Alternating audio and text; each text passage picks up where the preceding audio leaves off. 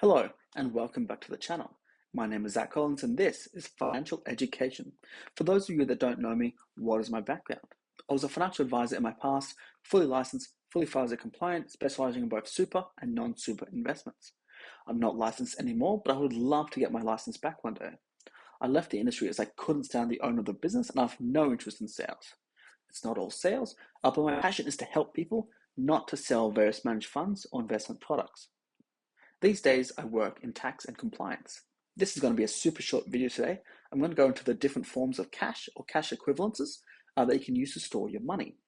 Everyone says you need to have an emergency fund. Okay, how do you do that? And that's what this video is for. If you want to have an emergency fund, but you don't know how you should be keeping those funds, stay tuned. First off, let's have a look at your standard bank transaction account. The pros and cons of this is that you have the money readily available. Every bank offers this.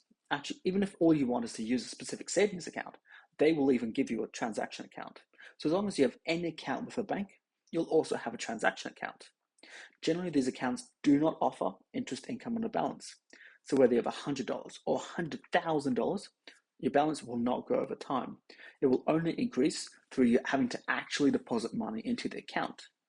The next more advanced step to this is what I just mentioned a moment ago, and that's a savings account. Every bank offers a savings account, and they'll pay you a little bit of interest income to keep your money with them. You should be able to get around 5% on your cash at this point in time.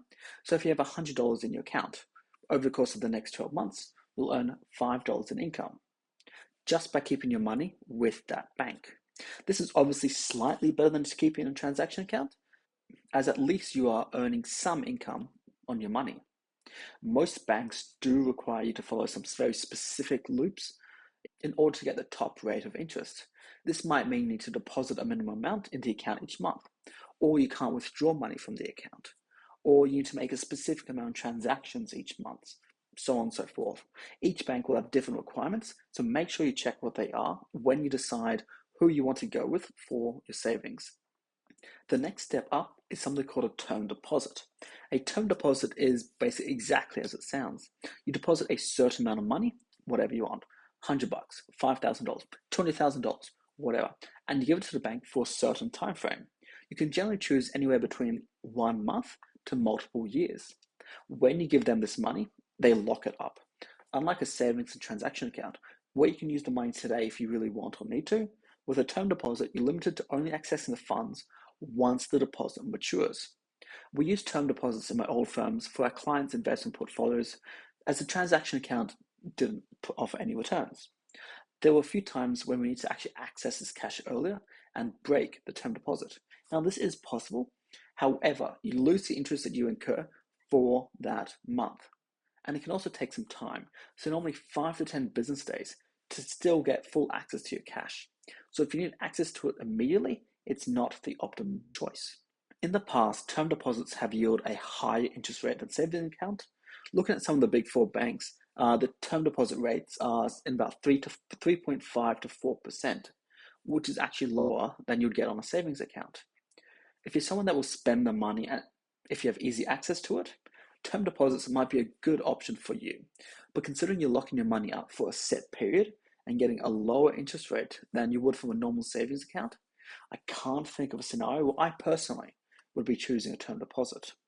Before I move away from banks, the final option you can have when using a bank is something called an offset account. Now, this only applies for people with mortgages. However, if you have an offset account, it means that the money sitting in that account, it reduces the interest that you're paying on your mortgage.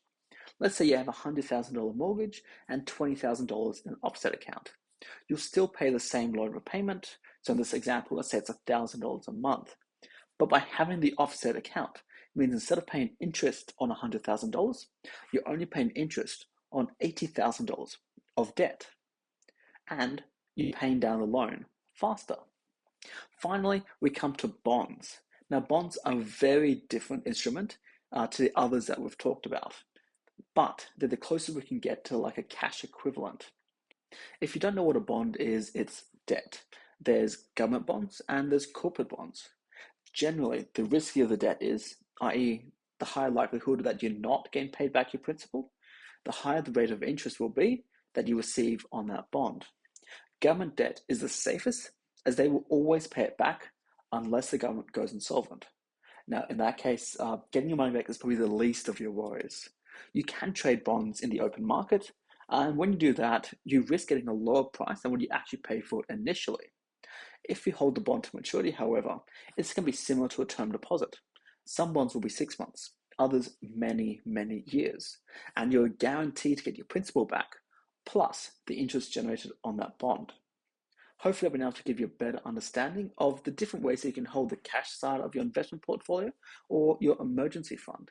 If you've got any more questions, please feel free to drop a comment below and I'll answer it if I can. Thank you guys so much for watching, and I'll see you on the next one.